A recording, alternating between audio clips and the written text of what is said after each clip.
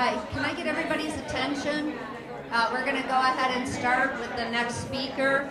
So if we could have everyone sit down and we'll get ready here.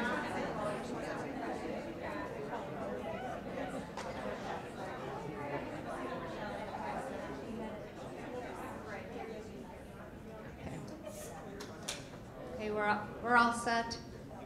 Okay. Our next speaker, we always try with our conference to reach out to different doctors and researchers who have different perspectives on things. And we were also very fortunate to have Dr. Hongretter here a couple of years ago. And Dr. Lode's fame has come across, and it was like I thought it was very important that we provide a presentation on immunotherapy with Dr. Holger Lode. Thank you. Yes, thank you very much for inviting me to this conference. And yeah, my name is Holger Lode, and I'm one of the CIOP-N investigators, so the group, the European group that you have heard about from previous talks. And what I'd like to do here is to share with you some basic information related to chimeric 14/18 immunotherapy, so some mechanisms that are important for this antibody to work, but then show you also some results with clinical efforts that we are doing in Europe. So just that you have an idea of what is going on with this approach across the Atlantic. And you may find that it's not that much dissimilar to what is happening here. But anyways, there are some nuances that are different, and I'm happy to share that with you. And then at the end, I would like to show some future plans that we are working on to further develop this approach. So the reason why we are here, I use this introductory slide to explain the problem of neuroblastoma. And you have heard from Sue Cohen already that we did make progress with neuroblastoma. However, this progress stays behind to that what we see in other pediatric cancers. And in the field of leukemia, for example, you know, in the 60s or 70s, basically all the children died, but now it's completely the opposite. So we have about 90% cure rates. And in neuroblastoma, we still have ways to go to achieve that. I mean, the curves here are from the German pediatric oncology group, and they are a little bit older, but we also see that improvement like you are seeing here in the United States, but there are still ways to go to further improve the outcome for these children, which is why we are here and why we try to develop new approaches. And one important step forward relates to this monoclonal antibody that we have heard about a lot today already, which is targeting antigen which is called ganglioside GD2. Now, ganglioside GD2 is quite a unique antigen because it's not a protein. That is important because GD2 is a glycolipid that sticks in the cell membrane of a neuroblastoma cell, and on the outside of the cell you have certain sugar residues that form the antigen determinant that is recognized specifically by the antibody. The uniqueness is also related to the fact that this molecule does not have an intracellular portion. So you have heard about antibodies that are being used in adult cancers, for example, where you block a specific growth signal, for example. This is not happening here. So this is a molecule that is simply there. It does not mediate a growth signal into the cell, but it simply is a target which can be used to attach something to it that elicits an anti-tumor effect, and in our case, in the most advanced concept, is using an anti-GD2 antibody. There's other concepts that are coming along, which I will not be able to talk about today. You have heard about the CAR T cells also, for example, but and also immunoconjugates with anti-GD2 antibodies. But we will really focus on using the naked antibody in the upcoming presentation. So it's an important cancer antigen. So it has been rated top 12 of 79 cancer antigens by the NCI. It's a little bit older, this presentation, but I think it still holds up, simply showing that GD2 is a very important molecule to be used and to be exploited for immunotherapies. Now, the mechanism of action of chimeric 1418, giving that information of the nature of the antigen, is that you have a site where the antibody is binding to the tumor cell. And once this happens, you have three major mechanisms that do the job in killing this tumor cell. The first is called antibody-dependent cell-mediated cytotoxicity. It's a long word, which basically explains that once a cell of the immune system recognizes the antibody via a so-called Fc receptor, you have then a synapse that forms, which activates this effector cell to release toxic granules, which then are capable of killing the tumor cell. And we believe that this is the major effect for this type of treatment, which is why this antibody is really killing neuroblastoma cells. However, there's other mechanisms that can be described in preclinical models, but also in vitro, which is phagocytosis. So this reflects another type of immune cell.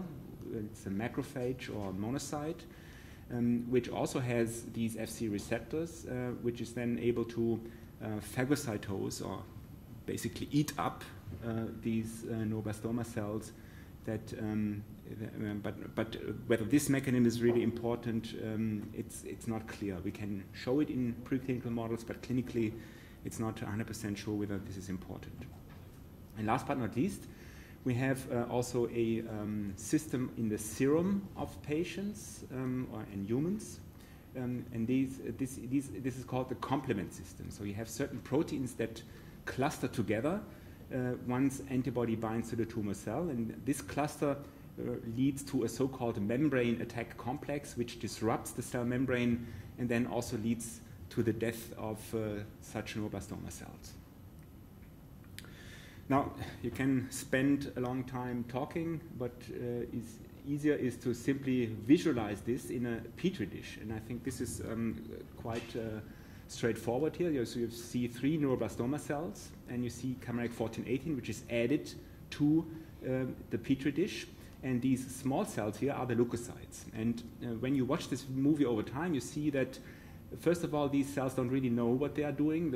Some of them already found their way to the tumor, but this one is going the wrong direction, and all of a sudden, whoop, he's starting to wander towards this antibody bound to the tumor cell, and then these cells can do their job related to the ADCC reaction. So they continue to be activated, and now over time you see that this cell here, for example, starts to disintegrate first. So it basically explodes and releases all the proteins which are clustering together. So this is the first cell already dead, and now the second process is going on to this one, and at the end, basically these cells are destroyed. I mean, it teaches a very simple information, which is that this antibody needs a working immune system. So you need immune cells which are active, which then can do the job in killing these neuroblastoma cells. So that's the background information I'd like to share with you, and now to show you some data that relate to the use of this chimeric 1418 antibody in children with high-risk neuroblastoma. And one of the experiences have been generated in Germany in the time period of 1997 to 2002, where there was a non-randomized clinical trial where all children were treated after the standard induction chemotherapy and after receiving a high-dose chemotherapy and a bone marrow transplantation, received chimeric 1418 antibody to consolidate the achieved remissions. Now, it's not a randomized study, okay? And we have heard a lot about problems of historical controls. However, When this data was analyzed relatively recently in 2011, one could see that children that received chimeric 14/18 compared to patients that received a oral maintenance chemotherapy or that received no consolidation whatsoever clearly showed a significant improvement of the probability of overall survival. Now, that's an important piece of information in respect to the fact that this antibody has been used without any cytokines in combination. Now, the other very important landmark study we have heard about already is the study of the COG, where children also received chimeric 14/18 at the end of the induction and also following the high-dose chemotherapy with autologous stem cell transplantation. And here, really for the first time in a randomized prospective clinical trial, it has been demonstrated that chimeric 14/18 in combination with cytokines shown a significant improvement of the survival of these patients that were treated. So, taking these two sets of information together, I think it's fair to conclude that this provides a clear evidence for clinical efficacy of chimeric 14/18 alone or in combination with cytokines. And this information was available then to the European group to embark on a clinical assessment of this approach in Europe. So when we first decided to do that, what would have been a very easy step forward would have been to use chimeric 14/18 and with all that information that is available and go directly into a phase 3 clinical trial. However, this step was not possible in Europe for several reasons. We did not have access to chimeric 14/18 in the United States, so it was important to provide chimeric 14/18 in Europe. And one way would be to use the cell line that produces this antibody and just make a big batch of protein and use this in Europe for a phase 3 clinical trial. But as I said, there were several issues that this could not be realized, and therefore it was necessary to embark on a completely remanufacturing of this chimeric 14/18 antibody. So we had to make a new production cell line, which is in Chinese hamster ovary cells. This is a development that was driven by charities in Europe. So France, Italy, UK, and Germany collected money. The parents did that, and they funded this process of making chimeric 14/18 production in CHO cells, and then eventually be able to do clinical studies in Europe with this approach.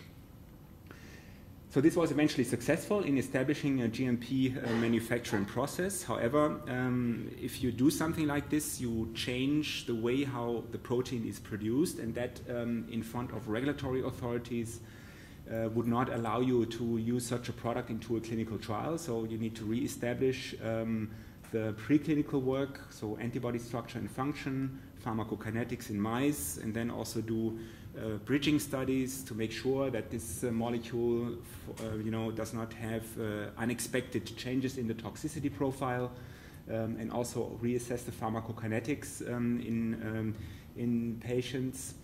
And once this all has been completed, it then was possible to enter this recloned antibody into a randomized phase 3 clinical trial, which is the high-risk neuroblastoma study conducted by the SIOP-N group.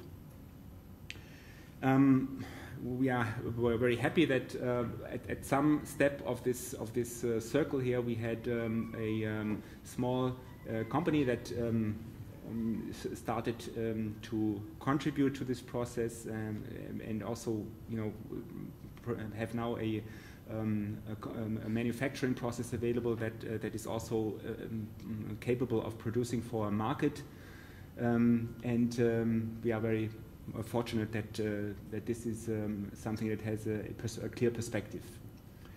Now, to look at the design of this clinical trial here, I need to emphasize that by the time this was all completed, the first data from the COG study were already available, where there was a randomization of immunotherapy versus no immunotherapy. And therefore, it was not ethical or possible really for us anymore to repeat something like this, where in one arm the antibody would be applied to children versus in the other arm we would not give it. So it's simply not really ethical. And therefore, we started to embark to investigate the role of the cytokines in this randomized study. So we had now, so we have in this treatment one arm that received chimeric 1418 alone, and in the other arm where chimeric 1418 is combined with interleukin-2. Okay, this is just another flowchart of the trial design. The chair of this study is Ruth Ladenstein, and we have heard about the BUML already a little bit, but this is not the topic today.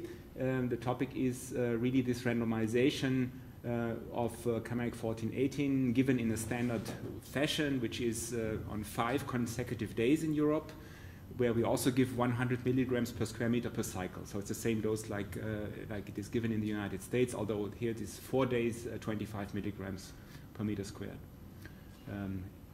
So it's also 100 per cycle. Okay, and one arm is with sub-Q IL-2, and the other one is not with IL-2. This study was, the randomization for this study was completed by the end of 2014. And, okay, this is just another schematic to show that a little bit more detail. So we give the IL-2 subcutaneous based on an experience that this way of application is feasible. It's also feasible in an outpatient setting. And it also achieves a quite substantial activation of immune cells, which is that what you want to accomplish with IL-2. And we have this chimeric 1418 in 8-hour infusions, 20 milligrams per square meter per day over 5 days, and the 13-cis-retinoic acid is also built into that backbone based on experience also made here in the United States. Okay, and that is the result of that study. It's an early result, and we know from experience that such Kaplan-Meier curves may change as they mature over time. However, the signal that we got here is quite interesting in terms of the fact that when we look at 1 year, 2 year, or even 3 year event-free survival, we see absolutely no difference between patients that receive the chimeric 1418 alone or when this chimeric 1418 is combined with interleukin-2. And that was quite surprising, because we thought that the IL-2 would really activate immune cells such as natural killer cells, which are then more potent in mediating ADCC responses. But as far as this clinical result is concerned, we don't, at least at this stage, we don't see that effect. Now, this curve here shows all the patients. When we now look at subgroups, which is the patients that are in complete remission when they receive this type of immunotherapy, and compare that to the patients that still have measurable disease, such as very good partial responses after induction or partial responses after induction, we see that the plateau of these curves are different, because patients that have residual disease do not as good as such patients that do not have any disease at the time point when they receive this treatment. But also here, the difference, so you should not look at the right side of the Kaplan-Meier here, because this is, there are not enough patients yet, so one has to look at the 2 to 3 year event-free survival.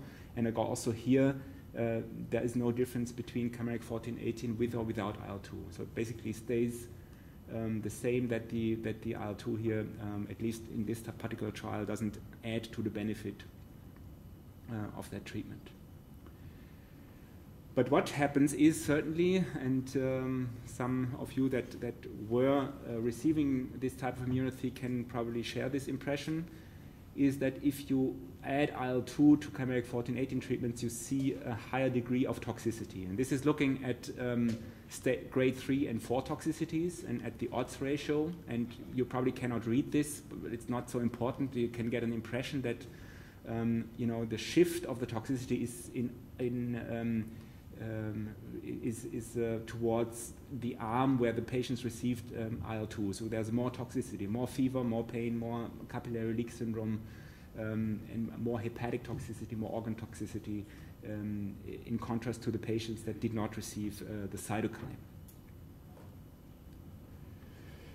So that is just another table to summarize some major aspects of that tox profile. So Lansky score is a score that assesses how well is the patient, and it goes from 0 to 100%. And we have a clearly higher number of patients in the IL-2 combination arm which have quite a low Lansky score with a significant p-value. We have a higher incidence of fever, allergic reactions, and also capillary leak when IL-2 is combined with chimeric 14/18 compared to the non-cytokine arm. And this also leads consequently that there's a higher proportion of patients that could not complete the chimeric 14/18 treatment in combination with IL-2 compared to antibody alone. The termination here does not really give the reason for it, so I need to emphasize that here there's also patients that had, for example, progression in there, and so it's also not only toxicity but also other reasons. Okay, so now here's again a slide about something that you should not really do, but we did it anyways, which is to compare how well does this treatment do compared to the COG trials. Clearly emphasizing that it is really comparing apple with oranges. However, you need, as a cooperative group, you have to get an idea, when you don't give all the cytokines and all the components, how well are you doing compared to the other approach? And we are quite confident that we are not doing much worse than what is going on with the COG data. Looking at very similar 2-year event-free survival curves, with or without interleukin-2. Okay, what is now quite mature here is the response rate to this type of immunotherapy, and which is of course restricted to such patients that still have measurable disease before they receive chimeric 14/18, and again emphasizing that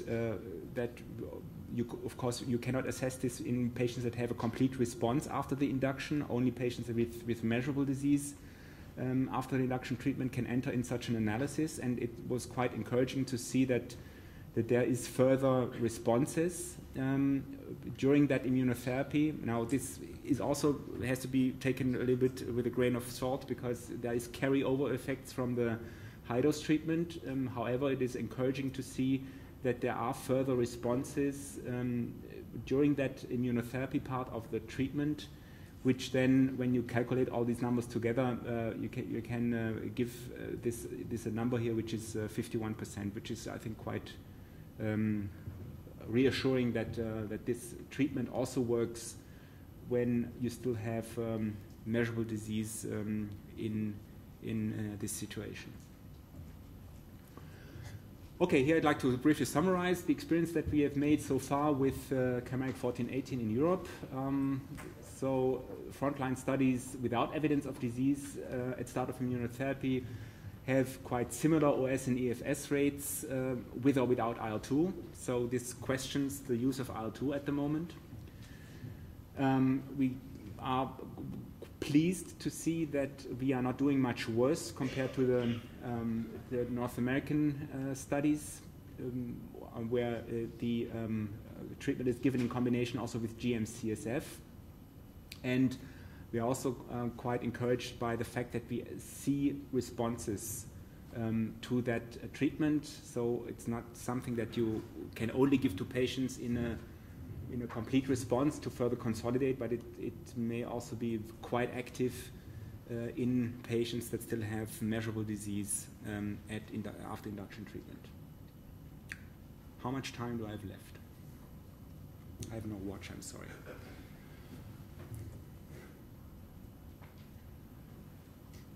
No answer is also an answer. So I just go on. No, I don't have a watch, I'm sorry.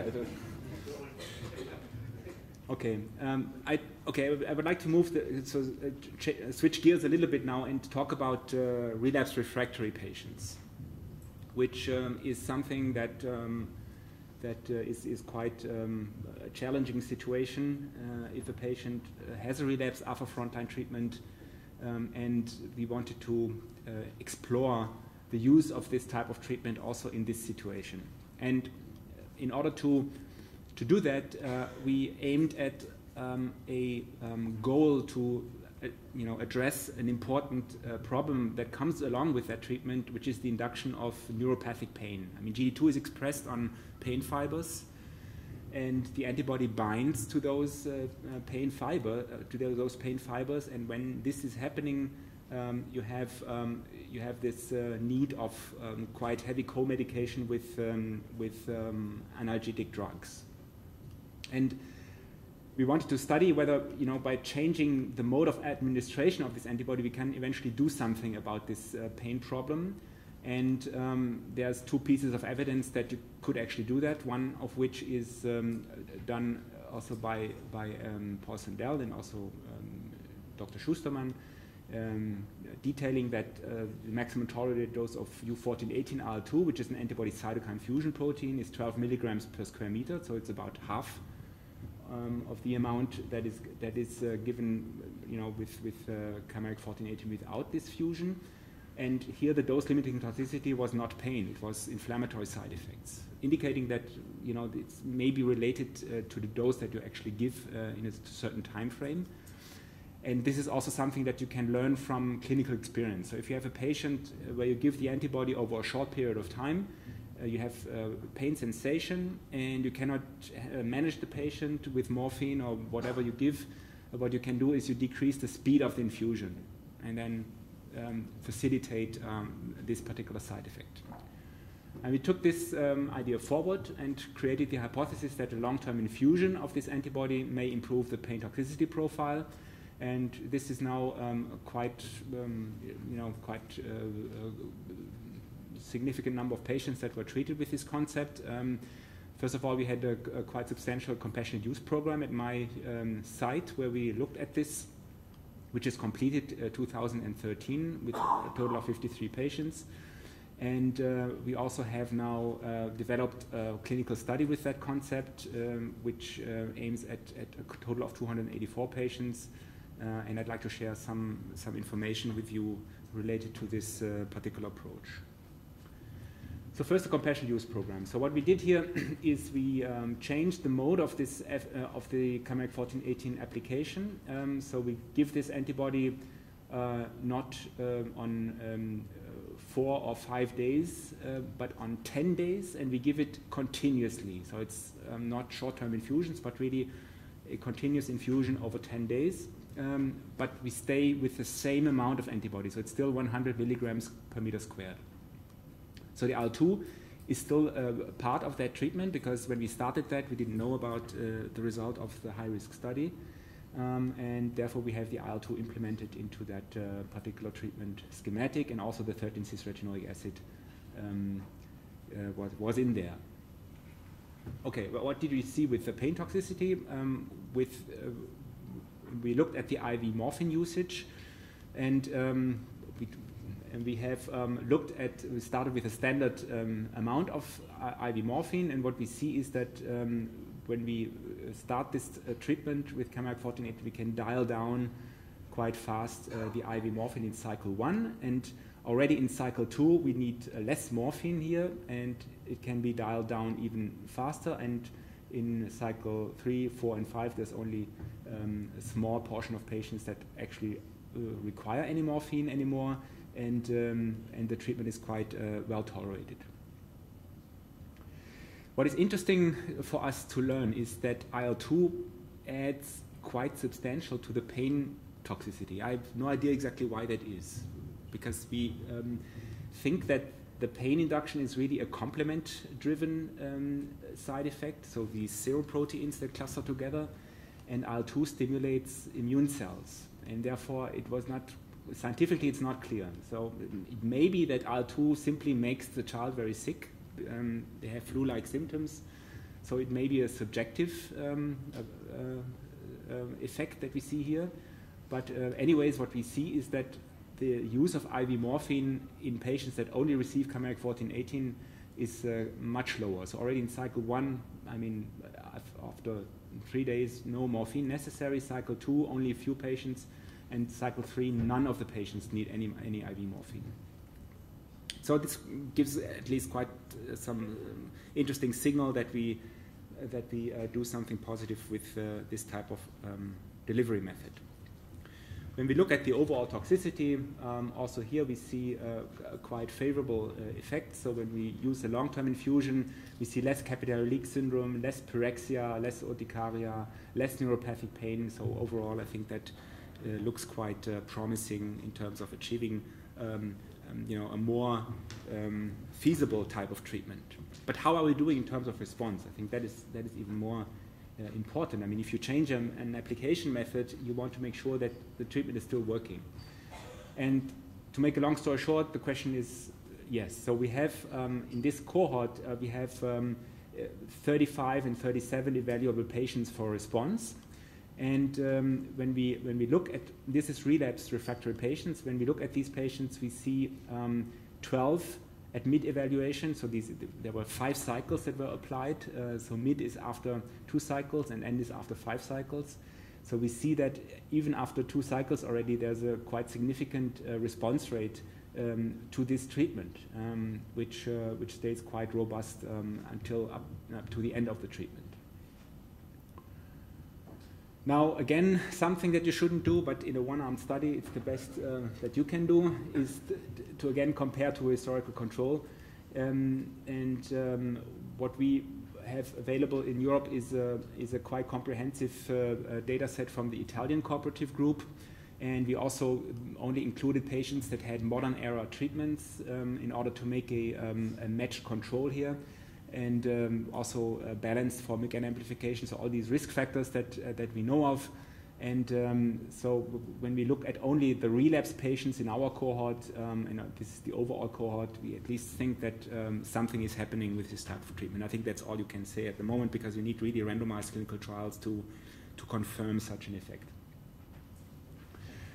What is also quite interesting to see is along the treatment what type of immune modulatory effects we can observe. And I think what is really interesting was when we look at the antibody level, and you see here the 5 cycles of the treatment, you see that clearly during the antibody application you get a peak concentration, and then it goes down according to the pharmacokinetics, and it repeats and repeats. There's some accumulation effect. That's all not so interesting. What is interesting is that even at draft concentrations, so before you start the next application of the antibody, we still have antibody levels in the range of 1 microgram per milliliter. This is a highly effective antibody dose that kills all the neuroblastoma cells in vitro, at least. If you do a test in vitro, this drug concentration is clearly effective. And it basically shows that when we give that stuff in a long-term infusion setting, we can achieve a significant antibody level over the entire treatment period of 6 months. And that also translates into all the effector mechanisms that you can measure, like CDC response, for example. Also here, the draft concentrations, so the draft levels, which means the CDC activity before you start the next treatment cycle, is up over the subsequent treatments. And this is also here whole blood cytotoxicity assay, same thing, and also with the ADCC response.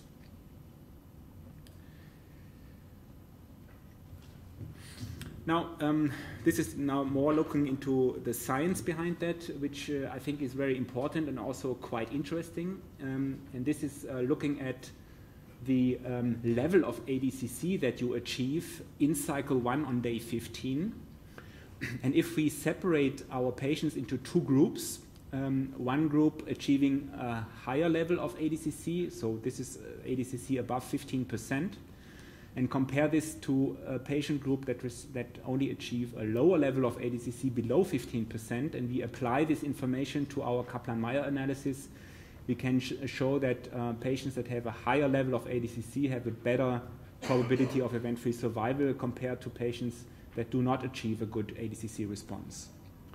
And that simply shows that this mechanism of action is important. I would not draw a conclusion that you should use this as a biomarker, but it's very informative that this ADCC level is important. So you should be able to achieve an ADCC in order to have an effective treatment effect with this treatment. A second piece of information that is also very informative is to look at certain polymorphisms, genetic polymorphisms of the Fc receptor.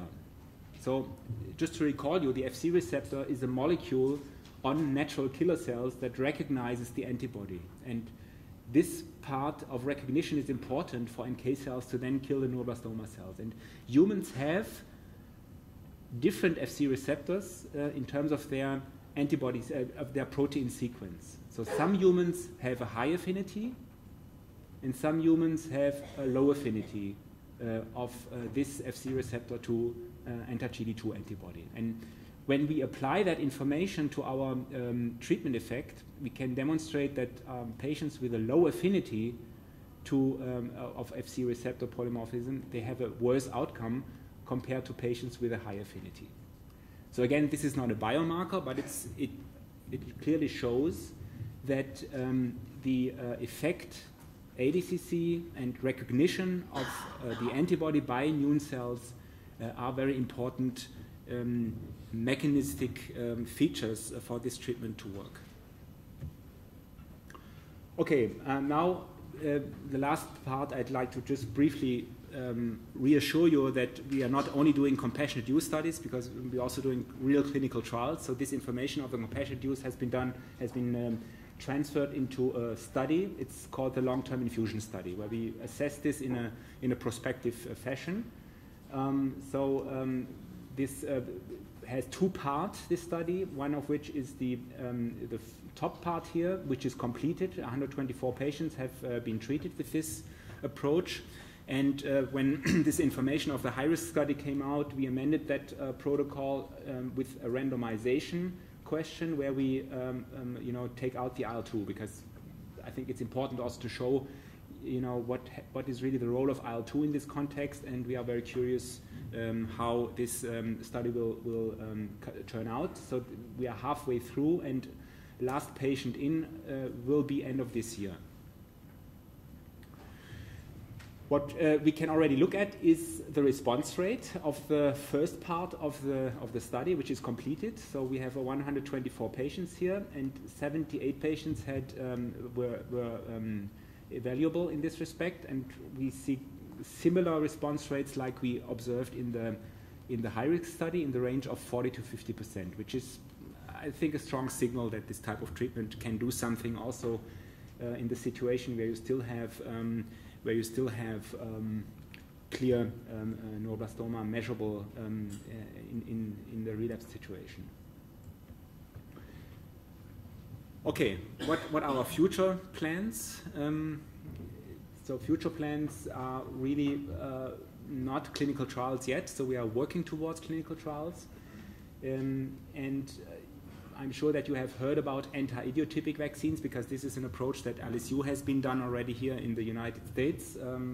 It's not going on right now, but we are working on an anti-idiotypic approach where we have made a new anti-idiotypic antibody. And this cartoon basically shows the principle. Here we have the chimeric 1418 that sees the antigen, and what you would like to do is to make an antibody that specifically mirrors the binding site of chimeric 1418. So this is then a surrogate or a similar molecule that is identical to the GD2 antigen. And the reason why this is necessary is that GD2 is a carbohydrate, and carbohydrates are, if you know a little bit immunology, they are very poorly immunogenic. So you couldn't use a carbohydrate to immunize easily. You have to do a lot of tricks to it. And what this does here is you transfer really a carbohydrate into a protein structure, and that is much more easy to use something like this to immunize against. And yeah, once you have such an anti-idiotypic antibody, you immunize a patient, and then this patient develops an anti-idiotype, which then by the fact that this is identical to the antigen, this antibody will then bind to GD2 again and be able to kill the neuroblastoma. And this is a vaccine, so this should be able to develop an anti-GD2 level over a very long time period. So you don't have to, give anti-GD2 antibody repeatedly like it's done right now, but you immunize a patient and then have a sustained anti-GD2 immune response over a very long time. So again, this is something we are working on, and the last part we are working on is to combine chimeric 1418 with a checkpoint blockade inhibitor. So you may have heard about checkpoints. These are molecules that are expressed by tumor cells that inhibit the immune cell to recognize the tumor, and there is agents that are capable of blocking these inhibitory molecules. And we are working with nivolumab. So it's a study that we are preparing here, which is called Minivan. It's funded by Embraced, and there's 4 sites that we are planning to open the study. One is with Paul Sondel, Juliet Gray in Southampton, Mark Gaze in London, and in my site here. And we want to combine this with chimeric 1418 and also with MIBG treatment as a radiosensitizer. Okay, here I will stop and just summarize quickly. So what we've learned so far is that chimeric 1418 induces clinical response rates in above 40% of the patients in the trials that we observed so far, which is quite encouraging. It's when we give it as a long-term infusion, we can also demonstrate that it's more tolerable as compared to the standard application. And right now, we do not see a benefit from concomitant IL-2 treatment, but we clearly see additional toxicity. When we monitor this treatment, we can see that we have a very nice activation of the immune system over the entire treatment period, which is quite interesting. And we can also demonstrate that in patients that are treated, that these mechanisms like ADCC and recognition of the antibody by certain molecules, such as the Fc gamma receptor, are important to mediate this effect. So in conclusion, I think the antibody is clearly active, it's effective, and the delivery of this molecule by long-term infusion clearly has potential for the future. Okay, this is the end here. Quite a lot of people involved, certainly. First of all, the SciOpN group, which are 160 institutions throughout Europe working together, and this is my lab team here. I'd like to emphasize that this antibody was made by Stephen Gillies and together with Ralf Reisfeld, whom I had the pleasure to work with for many years. This is the guy here who made chimeric 1418. So thank you for your attention.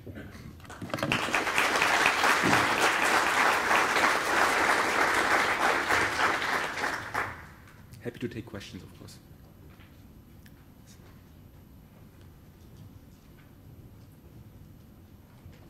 Hi, thanks for a great talk. My daughter is in the CNCF trial over in Ireland under Dr. Owens. And my question is about the IL-2 randomization that's upcoming on 1.7 version of the trial. Looking at the data you presented on, or the graphic you presented in your study, it showed 124 of 124 patients already completed with IL-2. Does that mean that the remainder, the 67 out of 120 without IL-2, does that mean that the remainder of patients recruited into the trial that have not yet seen immunotherapy will not get IL-2? Sorry, I may not have been very clear about this on the slide, but the 67 patients you referred to are randomized. So half of them are patients that receive the IL-2, and the other half do not receive the IL-2. So it's a randomized question that we are doing here. Okay, so the randomization is still live at the moment? Yes. Okay, and my second question, based on the anti-idiotype study that's underway at the moment. Preparation. In preparation, sorry, that's what I was looking for. How far away do you think that is from being a clinical trial that patients are exposed to? And what is your vision for that? Is that something that you would use on patients that have completed successful treatment and then try and immunize them against future relapse? Exactly. I mean, it makes a lot of sense to. I mean, if you build all your strategy on GD2 directed immunotherapy, and then all of a sudden you stop applying chimeric 14/18, it would make a lot of sense to do something that maintains an anti-GD2 immune response in the patient, and this is what this is designed for the future. And any rough idea of how far away that could be, or is it, how long is a piece of string? I mean, it's not that early, so we still need some time to develop this. Thank you. Welcome. Anyone else have any questions? Go ahead. Just a couple of really brief questions. So you mentioned that subsequent infusions are easier to manage, pain management. The administration of morphine is less necessary. Does that indicate that the less tumor burden there is, or the less active tumor there is, it's less irritating for the patient, or is that not necessarily true? I wished I would have a good answer to that observation. So I mean, the other question, no, I mean, I don't think it has to do with the tumor burden.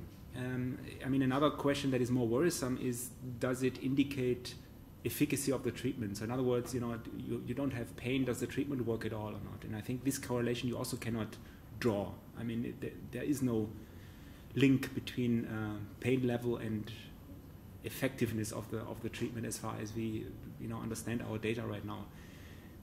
I also do not understand well why we have this effect that in subsequent treatment cycles you have more pain tolerance in these children. I mean, we looked at some immune modulatory parameters in these patients, so one could argue that maybe there is some immune inhibitory mechanism going on. For example, antibodies that are directed against chimeric 14/18, the so-called HACAs, because this is a phenomenon you observe when you give an antibody.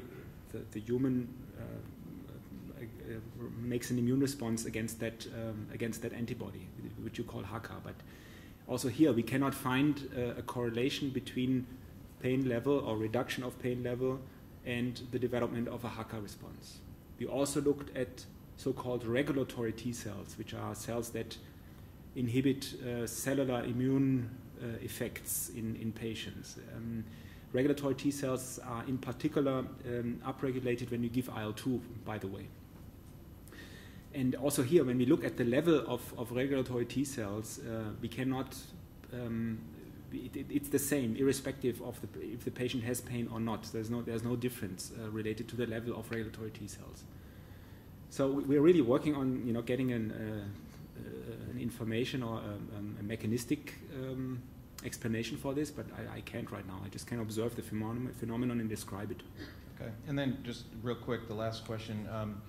You mentioned that in the patients that have a high affinity of the FC receptor polymorphism have better response rates. Do you test and document each patient's affinity level, and is there any way to stimulate that? That's also a very good question. Well, we document each patient, yes, in terms of the genomic constitution. So we're not doing functional tests. So we take a DNA sample and look what type of genes, or with which type of genes the patient is equipped. That's what we do. You couldn't correct genetically for such a polymorphism, because humans are, have the genes that they have, and that's basically it. I mean, your question drives towards an intervention that may eventually correct for this worse outcome if you by chance have a low affinity Fc receptor polymorphism. That would be certainly a nice way forward, but if you ask me what to do here in this context, I wouldn't have a good answer. We'll do 2 more questions and then that'll be it. Laurie? Hi. I don't know if you can answer this or not, but your vaccine that you're creating, can you, how is it different, or how would it compare to the vaccine that Sloan's using now? I think Brian Kushner should answer this question. He's sitting in the room. But I think the concept is similar. Yeah, I mean, we are using an anti-idiotype, and also Sloan Kettering has an anti-idiotypic vaccination approach, but also a direct GD2 immunization approach using ganglioside GD2 combined with some immune adjuvants. So these are similar approaches basically. But I think to me it makes a lot of sense to use something like this subsequent to passive immunotherapy with chimeric 1418. Thank you. Okay, one last question. I was hoping you could answer, maybe clarify something for me on the mechanisms of how the chimeric 1418 works. I'm curious to know why they get it after the stem cell transplant, when I believe their immune system has been completely wiped out. And is their immune system really strong enough after that, after it's engrafted? Yeah, I mean, for a very long time, there was a notion that immunotherapy only works in the minimal residual disease setting. And I think this paradigm is changing, because we see more and more, also in this data set, but also in something that Rajan, sorry, I don't. Yeah, so that he will talk about when combining, when using this more in the frontline setting, and I think there's also clear perspectives using chimeric 1418 not that late, but really move it more into the frontline treatment. Also in randomized clinical trials, I think that's a very important point, and I think it needs to be looked at. What about right, so certainly my daughter's already had it, but what about using it for a continued period further down the line? I mean, using it longer as her immune system builds back up type of thing, is that reasonable, or do you lose effectiveness after a certain period of time? Yeah, I mean, we don't really know how long chimeric 1418 should be given. I mean, so far, everybody gives 5 cycles. Who knows whether 5 cycles is enough? Maybe it's better to give 9 cycles. In fact, there's a clinical study in this respect with University of Tübingen. They use also chimeric 1418, but in the context of a haploidentical stem cell transplant, and they allow children for 9 cycles to get this antibody.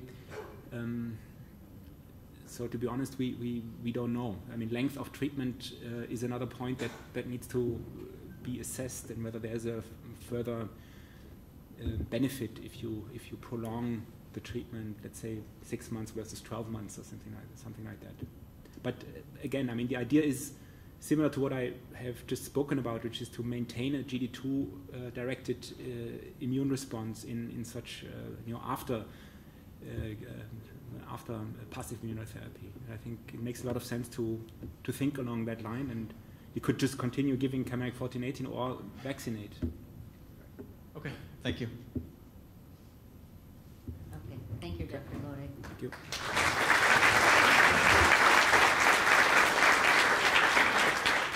We'll go ahead and break for lunch. We're running a tad bit late, but we'll try to give you a full lunch hour. And if you want to go get your children in the other room and bring them over for lunch, go ahead. Or you can leave them there. I don't know. It's up to you. Thank you.